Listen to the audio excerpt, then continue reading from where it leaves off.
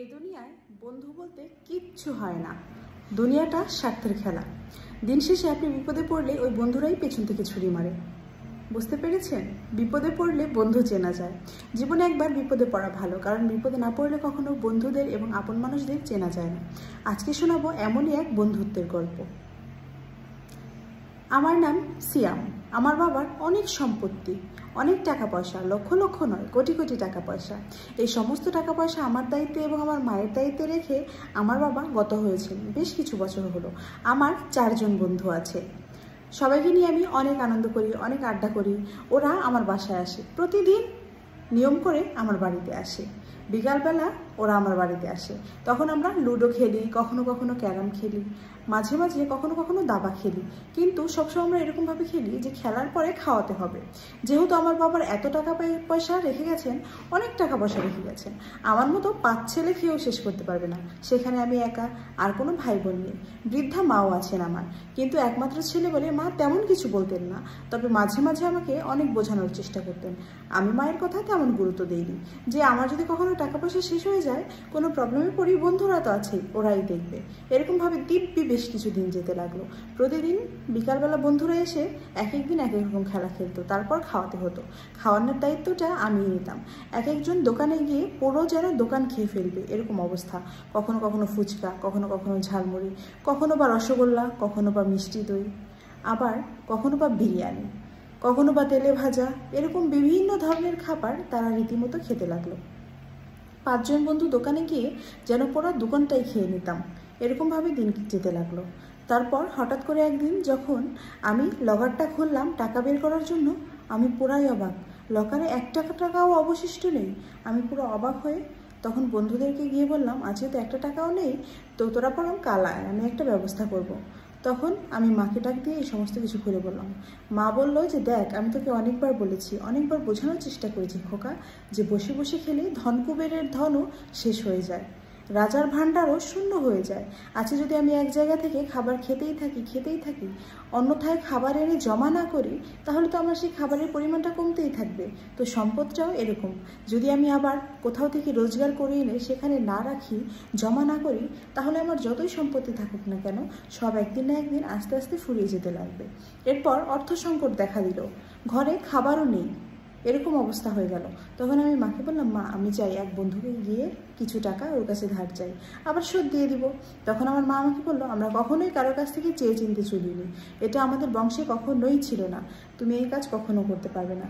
তখন আমি মাকে বললাম, মা আমি তো ধার আনবো, আমি তো আর ভিক্ষে করতে যাচ্ছি না, তাই না? এরপর চলে গেলাম বন্ধুর বাড়িতে।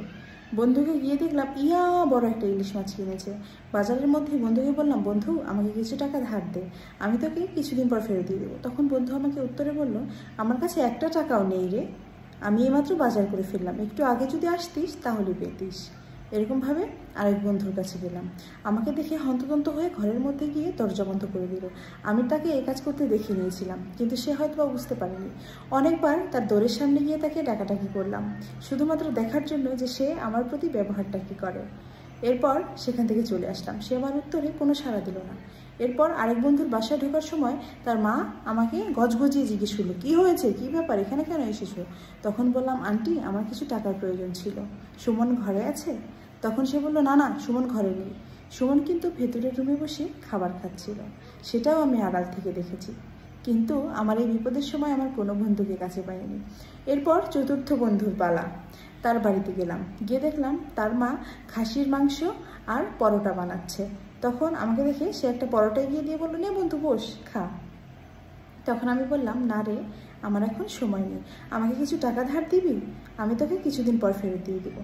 তখন সে বললো, না রে বন্ধু, আমার কাছে তো টাকা হবে না, কিন্তু একদা এক সময় আমি বন্ধুদেরকে পকেটের টাকা উজাড় করে খাইয়েছি, দ্বিতীয়বার ভাবিনি যে আমার কি হবে, আমি কিভাবে চলবো দিন শেষে। এরকমভাবে কিছুদিন যাওয়ার পর আমার মা অসুস্থ হয়ে ঘরে পড়লেন। 1 টাকাও নেই, একটা কানাকড়িও নেই ঘরে ডাক্তার আনার মতো। তখন আমি আমার মাকে বললাম, মা তুমি এখানে বসো, আমি যে করেই হোক ডাক্তার আনার ব্যবস্থা করছি, যেখান থেকে পারি আমি টাকা নিয়ে আসবো। তখন আমার মা আমাকে বললো, কোথায় পাবি তুই টাকা, ভিক্ষে করবি নাকি? এটাই বংশে নেই, অনেকবার অনেক মানুষকে দান ধ্যান করেছি, হাজার হাজার মানুষকে দান করেছি এই নিজের হাতে, আজ নিজের চিকিৎসার জন্য 1 টাকাও পাচ্ছি না। এরপর রাস্তায় গেলাম, যে জায়গায় কাজের জন্য যাই না কেন সবাই বলে, আরে ভাই তুমি কেন কাজ করবে, তোমার কি টাকা পয়সার অভাব নাকি, তোমার বাবা কি কম রেখে গিয়েছে, এরকমভাবে যেতে লাগলো। এরপর দেখলাম স্টেশনের সামনে একটা লোক ভারী ব্যাগ নিয়ে হেঁটে যেতে পারছে না। তখন আমাকে বললো, বাবা আমার ব্যাগটা নামিয়ে দেবে। তখন তার ব্যাগটা নামিয়ে মাথায় করে আমি প্রায় 1 কিলো হেঁটে গাড়িতে তুলে দিয়ে আসলাম। অনেক দূরের পথ হেঁটে তাকে আমি গাড়িতে তুলে দিয়ে আসলাম। সেই লোকটা আমাকে 500 টাকা দিল। সে টাকা দিয়ে আমি ডাক্তার আনলাম এবং আমার মাকে সব কিছু খুলে বললাম। মা বললো যে ভিক্ষে করে টাকা এনেছিস, আমার এই ডাক্তার দেখানোর প্রয়োজন নেই, ভিক্ষের টাকা দিয়ে আমি ডাক্তার দেখাবো না।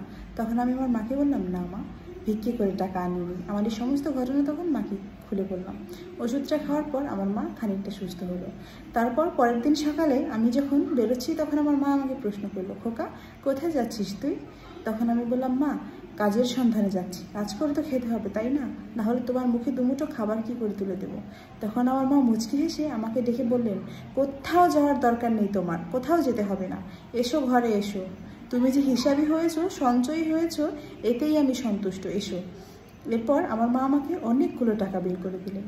তখন আমি তাকে প্রশ্ন করলাম, মা তুমি এই টাকাগুলো কোথায় পেলে? তখন মা আমাকে বলল, তুই যখন এভাবে টাকা উড়াতে শুরু করলি তখন আমি তোর ভবিষ্যতের কথা চিন্তা করে এগুলো সরিয়ে রেখেছিলাম, আর তোকে বোঝানোর চেষ্টা করেছিলাম যে দেখ, বিপদের সময় কেউ পাশে থাকে না, টাকা না থাকলে সবাই ছুঁড়ে ফেলে দেয়, ব্যবহার করে দূরে ফেলে দেয়, কেউ গুরুত্বও দেয় না, খবরও নিতে আসে না।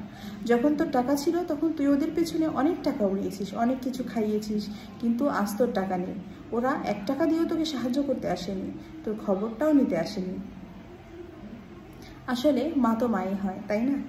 এই গল্পটা থেকে আমরা এই শিক্ষাই পাই, বন্ধুবান্ধব সবাই হচ্ছে দুধের মাছি। যখন টাকা পয়সা আছে, অর্থ আছে, তখন সবাই আছে, যখন টাকা পয়সা নেই, বিপদের সময় এই পৃথিবীতে কেউ নেই।